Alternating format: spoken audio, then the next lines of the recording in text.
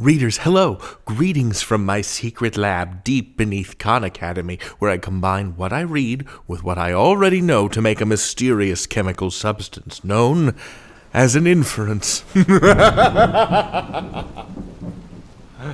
Sorry. What is an inference? Great question, readers. Thank you for asking it. An inference is something you figure out by combining your background knowledge with evidence from a text or some other source. An inference allows you to fill in the gaps, to put in the missing puzzle pieces between what you read and what you know. If you're reading something and it's muddy or confusing, making an inference can help you figure it out or help you answer questions about what you're reading.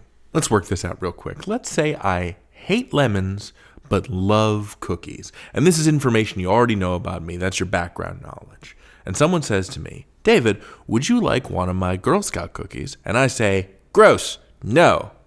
Background knowledge. David hates lemons but loves cookies. New evidence. Would you like some cookies? And I, a known lover of cookies, say no. What kind of inference can you make about the cookies? Connect the dots. What's a missing puzzle piece?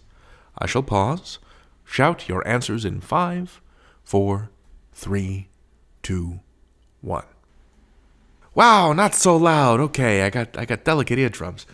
Yeah, so one inference you could make is that those are lemon cookies that I'm being offered, right? Me, David, certified lemon hater, I don't want those cookies. Inferences aren't always right, but it's more likely that I don't want the gross cookies because they've got lemon in them than for some other unknown reason, especially if I like cookies in general. Let's try another inference, this time based on a text. Many animals mark their territory in order to say to other animals, this is my zone, don't mess with it. For example, deer rub their antlers on trees, leaving behind their scent. But Australian wombats don't have antlers, and other scent-marking activities don't work well in their steep, rocky habitats. Instead, they use their droppings to mark where they live. But here's what makes wombats unique. Their poop is cube-shaped. So, that's gross and fascinating, and it allows me to draw a cube instead of getting Khan Academy banned from your school's intranet. Win-win.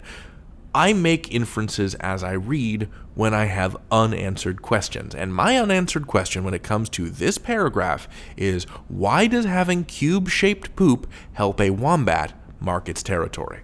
Take some time and do your own background info plus evidence equals inference table. I'll put on some music. Pause the video if you need to, and meet me back here in 10. Please, Mr. Music, will you play?